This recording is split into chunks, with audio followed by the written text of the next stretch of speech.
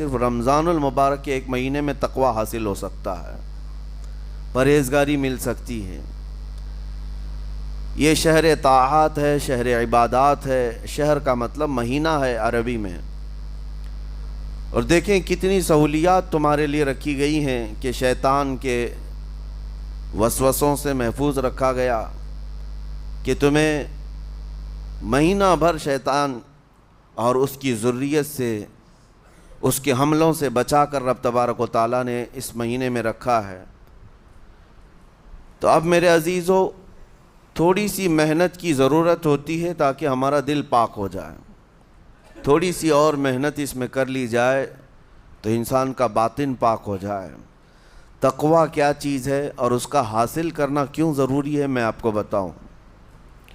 تقوی کا مطلب سب سے اہم چیز یہ ہے اللہ کا خوف۔ یہ بنیادی چیز ہے، یہ بنیادی چیز ہے، اور یہ اگر بنیاد ہے تو ہر عمل میں آپ کے تقوی حاصل ہو جائے گا۔ نماز کیوں پڑھتے ہو؟ نماز ایک ڈیوٹی سمجھ کر کے پڑھتا ہے تو کوئی مسئلہ ہی نہیں اس کا، یعنی وہ ڈیوٹی ادا کر رہا ہے۔ لیکن نماز میں اگر خوف خدا ہے، اللہ کے ڈر سے پڑھتا ہے، یہی تقوی ہے۔ روزہ کیوں رکھ رہا ہے؟ سب محلے میں رکھ رہے تھے، ہم نے بھی رکھ لیا۔ روزہ اس لیے رکھ رہا ہوں کہ لوگ برا نہ سمجھیں، یا اسلام کا ایک حصہ ہے۔ اتنی ہی نیت تھی تو پھر اس نے روزے سے کچھ حاصل نہیں کیا، لیکن اسی روزے کو اللہ کے خوف سے رکھا، یہی تقوی ہے۔ تو خوف خدا، اللہ کا خوف آ جانا ہر عمل میں، یہی تقوی ہے۔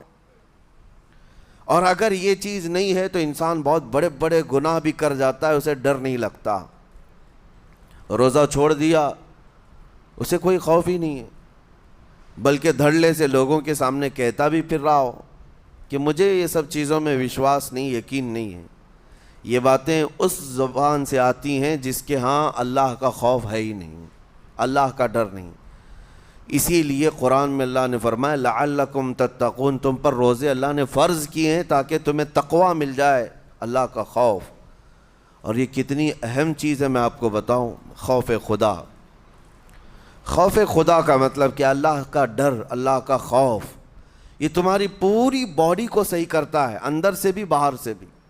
خوف خدا، تم ہر قدم پر اگر یہ سوچتے ہو کہ میرا رب مجھے دیکھ رہا ہے، جیسے کہ آپ کو پتہ ہے حدیث پاک میں حضور صلی اللہ تعالیٰ علیہ وسلم سے پوچھا بھی گیا احسان کیا ہے، یعنی نیکی کس کو کہتے ہیں؟ حضور نے فرمایا تم نماز ایسی پڑھو یا عبادت ایسے کرو جیسے تم اللہ کو دیکھ رہے ہو۔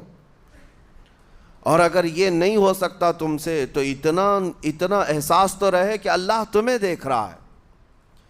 تو ہر عمل میں تمہارے یہ سوچ آئے کہ مجھے میرا رب دیکھ رہا ہے، تمہارے قدم سنبھل جائیں گے۔